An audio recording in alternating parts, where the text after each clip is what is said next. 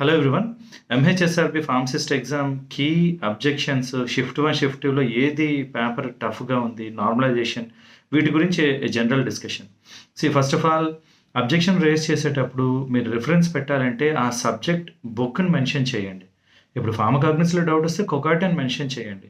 లేదు డెమోగ్రఫిక్ సైకిల్‌లో ప్రాబ్లమ్ ఉంటే social pharmacy book, PV publications అని మెన్షన్ చేయండి. సరిపోతుంది. దాని గురించి ఊరికనే ఎక్కువగా కంగారు పడాల్సిన అవసరం ఏమీ లేదు. First thing.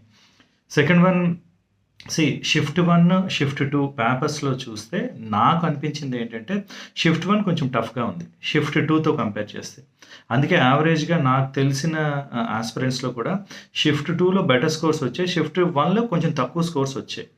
ఇది ఈక్వలైజ్ చేయడానికి నార్మలైజేషన్ చేస్తారు. నార్మలైజేషన్ ఎలా చేస్తారు ఏంటి ఇదంతా పక్కన పెడితే it is a proven process. Normalisation చేస్తారు. కొంచెం షిఫ్ట్ 1లో వాళ్ళకి మార్క్స్ పెరిగే ఛాన్స్ ఉంటుంది నార్మలైజేషన్ వల్ల. This is not the end. మీకు చెప్పినట్టు మీరు ఇంతకు ముందే చెప్పాను. ఇది ప్రిలిమినరీకి ఇచ్చారు. మీరు అబ్జెక్షన్స్ రైజ్ చేస్తే ఫైనల్‌కి వస్తది. తర్వాత నార్మలైజేషన్, ఎక్స్‌పీరియన్స్ మార్క్స్ కలిపి ప్రొవిజనల్ లిస్ట్ వస్తది. తర్వాత certificate verification and finally job. Me duty ఎంతవరకు అంటే ఎగ్జామ్ రాశారు, కీ చూసుకున్నారు, అబ్జెక్షన్స్ రైజ్ చేసి you need to stop it. చాలామంది నేను ఆల్రెడీ చెప్పాను. ఎవ్వరమీ చెప్పలేం మీకు ఎన్ని మార్క్స్ వస్తే జాబ్ వస్తది, మీ జోను కేటగిరీ బట్టి ఎవ్వరూ చెప్పలేరండి. ఎంహెచ్ఎస్ఆర్‌బి వాళ్ళు తప్ప ఎవ్వరూ చెప్పలేరు. మీరు అడగడం, కనుక్కోవడం కూడా అనవసరం. రైట్?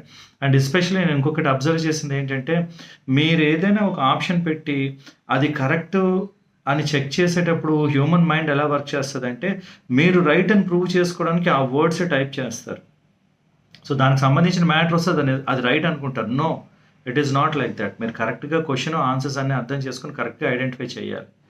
ఈ గూగుల్ సెర్చ్‌లు ఇవన్నీ కూడా ఆర్టిఫిషియల్ ఇంటెలిజెన్స్ ఇన్కల్కేట్ చేశారు వాటిలోని. మీరు రిపీటెడ్‌గా ఒక రాంగ్ కాన్సెప్ట్‌ని చాలామంది టైప్ చేస్తే అది నిజమే అని చెప్తది. That is what is artificial intelligence is.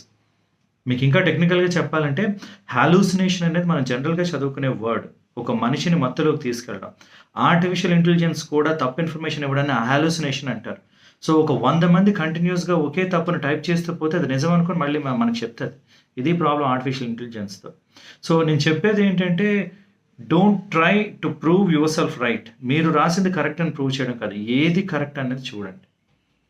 చాలామంది నన్ను రిపీటెడ్‌గా వాళ్ళు పెట్టిన ఆన్సర్ రైట్ అని ప్రూవ్ చేయడానికి చూస్తున్నారు గానీ it won't work like that.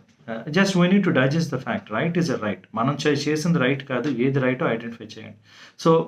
Objections raise చేసిన తర్వాత ప్లీజ్ కామ్ డౌన్. మీరు ఎవరిని అడిగినా చెప్పలేరు.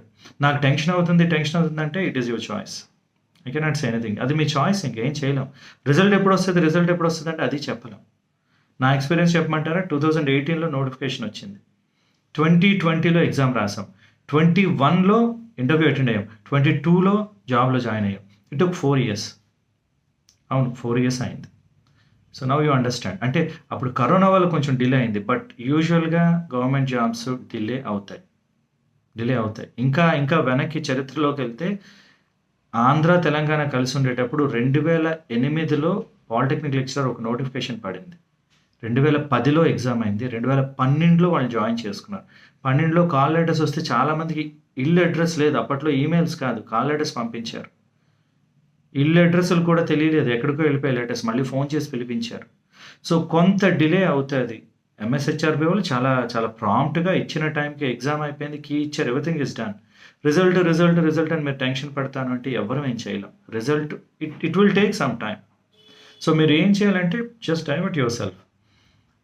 రిజల్ట్ పెట్టినంత వరకు మీకు తెలీదు జాబ్ వస్తుందా రాదా అని. ఎవ్వరికీ తెలీదు.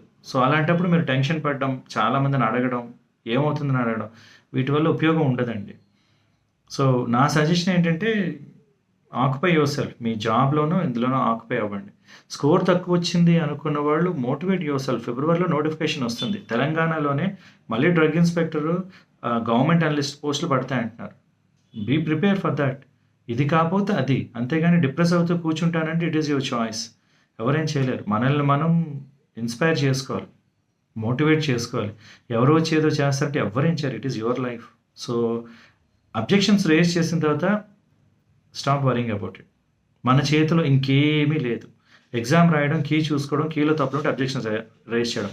ఇవి మన చేతిలో ఉన్న పనులు. తర్వాత ఏమైనా మన చేతిలో ఉన్నాయా? రిజల్ట్ ఎప్పుడొస్తది తెలీదు. నాకు వస్తదా రాదా తెలీదు. ఎవరికీ తెలియదు.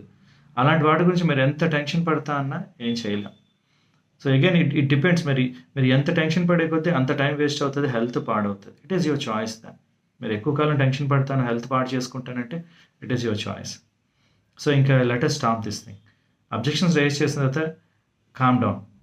మీ వర్క్ మీద ఫోకస్ చేయండి, లేదా ఏదైనా స్కిల్ డెవలప్ చేసుకోండి, లేదా అప్కమింగ్ ఎగ్జామ్ ప్రిపేర్ అవ్వండి. ఫిబ్రవరిలో మాత్రం నోటిఫికేషన్ వస్తుంది, నేను నాకు చాలా న్యూస్లో వస్తూ ఉంది. So let us hope for the best.